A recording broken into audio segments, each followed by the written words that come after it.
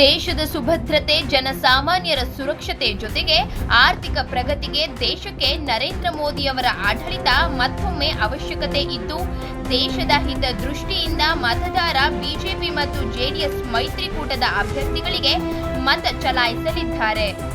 ಬೆಂಗಳೂರು ಉತ್ತರ ಕ್ಷೇತ್ರದ ಮತದಾರರ ಪ್ರೀತಿ ವಿಶ್ವಾಸ ನನ್ನ ಮೇಲಿದ್ದು, ಜನರ ಆಶೀರ್ವಾದ ನನಗೆ ಸಿಗಲಿದೆ ಎಂಬ ನಂಬಿಕೆ ವಿಶ್ವಾಸವಿದೆ ಎಂದು ಕೇಂದ್ರ ಕೃಷಿ ಮತ್ತು ರೈತ ಕಲ್ಯಾಣ ಸಚಿವೆ ಹಾಗೂ ಬೆಂಗಳೂರು ಉತ್ತರ ಲೋಕಸಭಾ ಕ್ಷೇತ್ರದ ಬಿಜೆಪಿ ಅಭ್ಯರ್ಥಿ ಶೋಭಾ ಕರಂದ್ಲಾಜೆ ಹೇಳಿಕೆ ನೀಡಿದರು. ಶಿರಾ ತಾಲೂಕಿನ ಪಟ್ಟನಾಯಕನಹಳ್ಳಿ ಸ್ಫಟಿಕಪುರಿ ಮಹಾಸಂಸ್ಥಾನ ಮಠದ ಪೀಠಾಧ್ಯಕ್ಷರಾದ ಶ್ರೀ ನಂಜಾವಧೂತ ಮಹಾಸ್ವಾಮೀಜಿಗಳನ್ನು ಮಂಗಳವಾರ ಭೇಟಿ ಮಾಡಿ ಆಶೀರ್ವಚನ ಪಡೆದು ಮಾತನಾಡಿದರು.